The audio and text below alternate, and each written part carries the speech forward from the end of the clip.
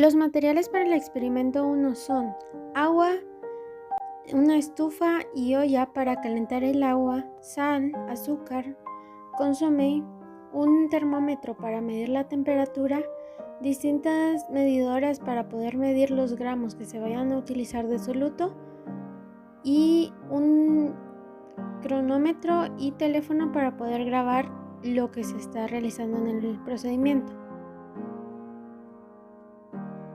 El experimento número 1 es relativamente sencillo, ya que se llevará a cabo en dos fases, una fase con solución de agua fría y una fase con solución de agua caliente. Para la fase de la solución con agua fría, primero se colocarán 5 gramos de consomé de pollo, que será el soluto, en agua fría, y no se agitará y se observará el comportamiento del soluto en esta solución. Luego se hará un segundo vaso en el cual se agitará 10 gramos de soluto igualmente en el agua fría completamente, y luego el tercer vaso se hará con 15 gramos de consomé de pollo igualmente con agitación para ver el comportamiento del soluto en esta clase de temperatura de agua.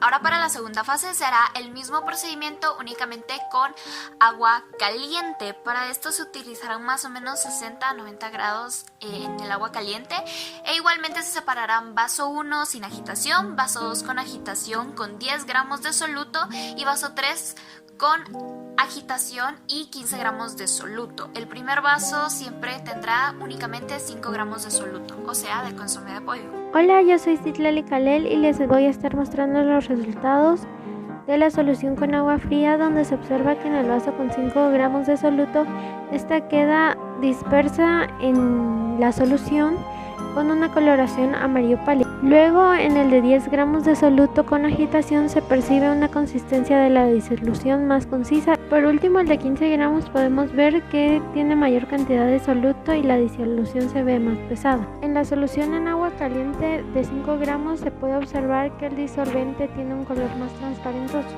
El color en el vaso con 10 gramos es de color amarillento. Por último, en el vaso de 15 gramos de soluto con agitación, la disolución es más espesa que la anterior, aunque una pequeña cantidad de soluto se va a la parte inferior del vaso.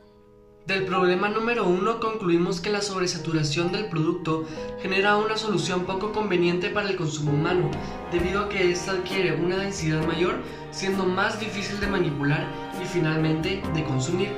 Por otro lado, el agua fría mostró resultados poco favorables para la disolución del soluto, por lo cual podemos concluir que la mejor manera de disolver el soluto es en agua caliente, sin mencionar que es mejor dejarla hervir antes de disolverlo.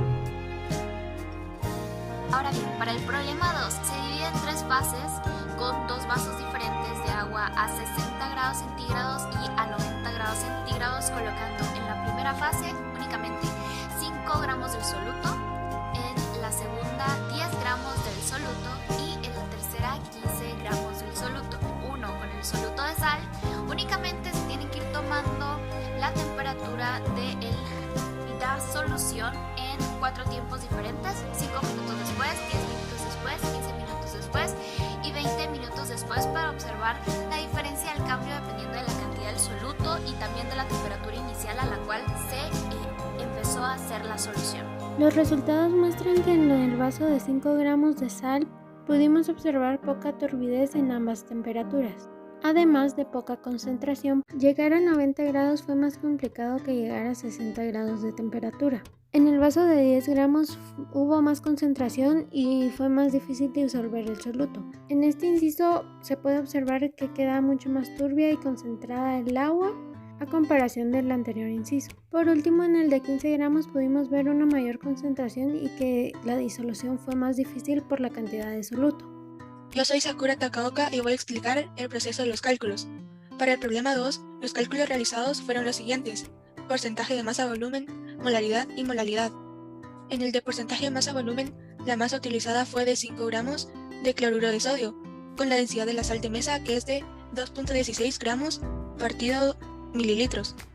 Esta operación fue necesaria para determinar el volumen de cloruro de sodio, que dio 2.31 mililitros. Luego se dividió los 5 gramos entre los 2.31 mililitros más los mililitros utilizados de agua, es decir, 250, por lo que el porcentaje de masa-volumen es de 1.98 gramos partido mililitro.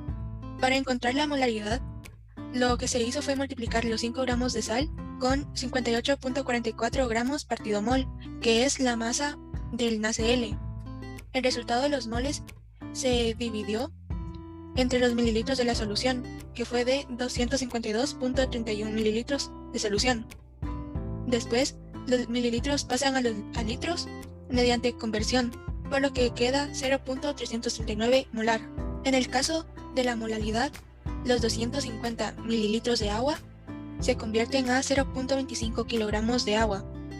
Luego los moles de NaCl que fueron encontrados en la molaridad se utilizan para dividir el resultado entre los 0.25 kilogramos de agua, quedando así 0.34 de molaridad. En los incisos B y C se realiza el mismo procedimiento, solamente que la masa en el B es de 10 gramos y en el C es de 20 gramos de sal de mesa. En el problema número 2 podemos concluir que la sal contribuyó a la rapidez de la solución para calentarse, sin mencionar que el calor hizo que el soluto se disolviera de manera mucho más rápida. Por otro lado, al momento de dejar reposar y esperar que la temperatura disminuyera, pudimos notar que la solución con mayor cantidad de sal retuvo de manera más larga el calor, mientras que la solución con menor cantidad de sal enfrió de manera más rápida.